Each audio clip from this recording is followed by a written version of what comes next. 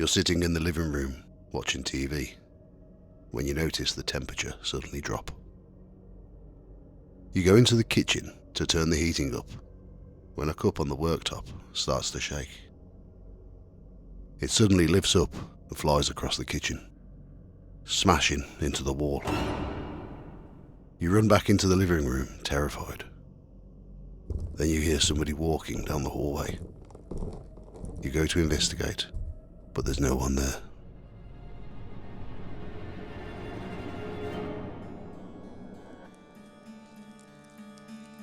Welcome to Ghost Tales by the Fireside. In this episode, I'll be covering a poltergeist case that lasted for around 10 years. For some reason, it never had the publicity like the Enfield Haunting. Yet much more paranormal activity was recorded, and respected paranormal investigators were involved in most of the 10-year period.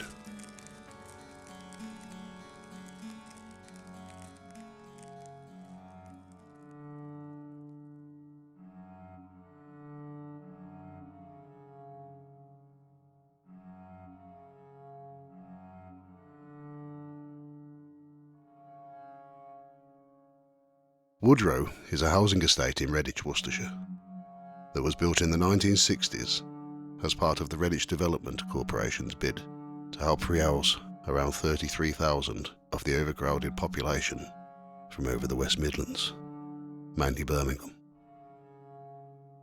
The land where the estate was built was originally farmland, with many farms surrounding the area, including Shakespeare Farm, where Tudor Grange Academy now stands, and Ipsley Woodrow Farm, which later became Woodrow Farm, where the estate gained its name. Some of the roads in Woodrow, such as Bushley Close and Cropthorne, are all that remains of the old Woodrow Farm Lane, which started at the Studley Road junction where Woodrow Centre is today. In 1968, Woodrow's first occupants moved in. Many of the people offered houses were young families.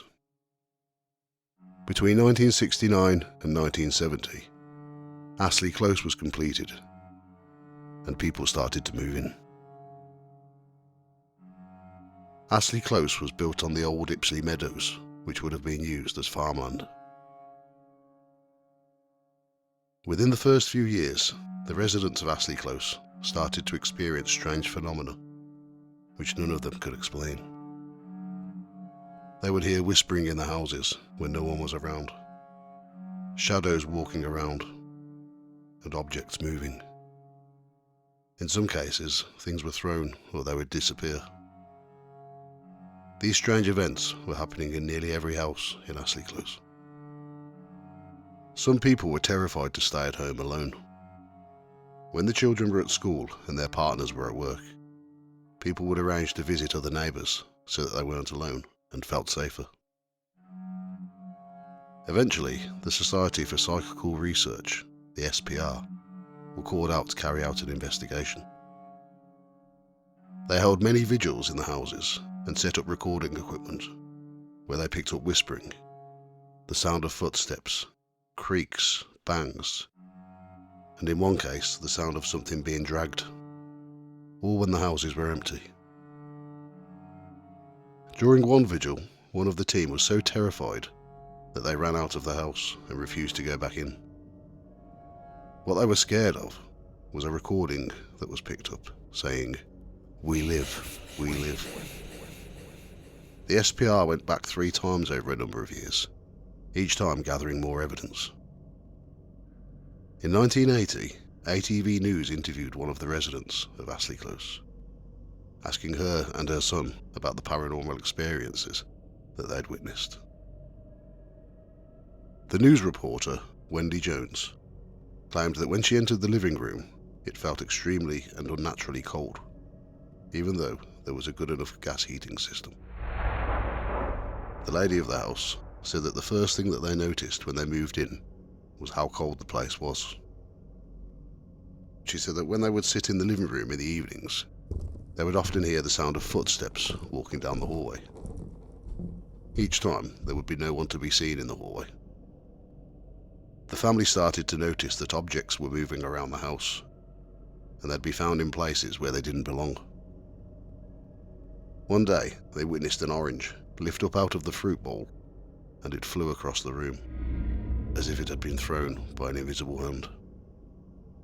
At another time, a clay pipe, which was on the kitchen table, lifted up and was thrown across the room, smashing it against the wall. Their teenage son had a keen interest in chemistry and had a chemistry set permanently set up in his bedroom. One day, the thermometers in his set suddenly rose to the top and burst as if they were extremely hot, but the room was actually freezing cold.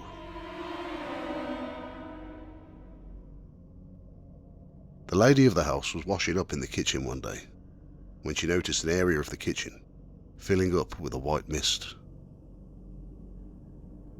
It was spreading around the room, and she said that it suddenly went freezing cold, and that she thought it was a fog from outside coming into the house. After a few minutes, it started to clear. Not too far from Astley Close is the ancient Wire Hill Woods, where, according to folklore, black magic ceremonies have taken place. A local pastor decided to investigate the hauntings. He believed that the practice of black magic was still going on in the woods, and that was the cause of the hauntings. When he visited the house where the news interview took place, he claimed that he had a strange feeling that there was something sinister in the boy's bedroom. When he entered the room, something attacked the teenager, sending him flying across the room, causing him to hit his back off the desk. The pastor also believed that the teenager had been playing with a Ouija board with his friends from school, but the boy claimed he never had. A spiritualist medium was invited to the house, who went into a trance, claiming that she was in contact with the spirit of a very old lady. She said that there were also two men present, one of them who may have been the main keeper of the farm that was once in the area. She said that the other man may have been his brother, who was a blacksmith. She picked up on the name Whitmore or Whitworth, and that there was a link with Tewkesbury. She said that the place had a strong connection to a writer. Lord Byron came to her mind. She also picked up on the letters A.D.A., which she said belonged to a girl. After looking into the parish records and a map from 1885, the news reporter found that there was a Shakespeare farm, which she said was close to Astley Close, but Woodrow farm was actually closer. Shakespeare farm was about a mile to the east of Astley Close. The map did show that there was a blacksmith based very near to Shakespeare farm. In an entry from the parish records from 1851, there was a William Whittington who lived at Shakespeare farm with his daughter Amanda. Did the medium communicate with the dead, or did she look at the same records as the news reporter? In the early 1980s, a group of young boys were playing in Wire Hill Woods. They made a rope swing on one of the old trees and took it in turn to see how high they could go before jumping off. When the first boy took his turn, he jumped off the swing and landed at the bottom of a slope. He noticed someone watching him from behind the trees at the top of the slope, so he told the other boys. They made their way towards the person behind the trees. As they approached, they noticed that it was a girl, around the same age as them. She stood still, looking at the floor. One of the boys spoke to her, and she just vanished. They didn't play in the woods again.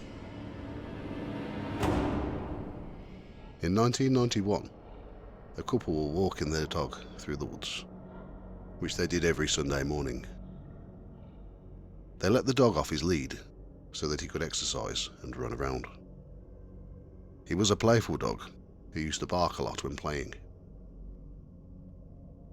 One of the couple threw a stick for the dog to fetch it. He ran towards it, but he suddenly stopped. He wouldn't go any further. As the dog's owner got close to him, they noticed a little girl in an old-fashioned white dress. They asked her if she was okay, but she didn't respond. They both approached her cautiously, so they didn't scare her. But as they got closer, she ran away. They followed her, with the dog running towards her, but keeping his distance. As they came to a section which was thick with brambles and impossible to get through, the little girl disappeared.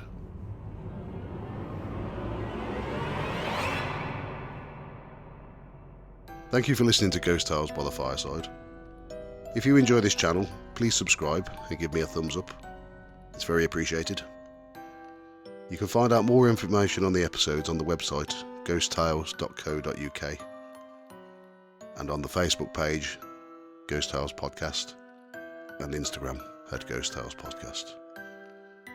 All music, research, writing, production, art and sound effects are all my own work.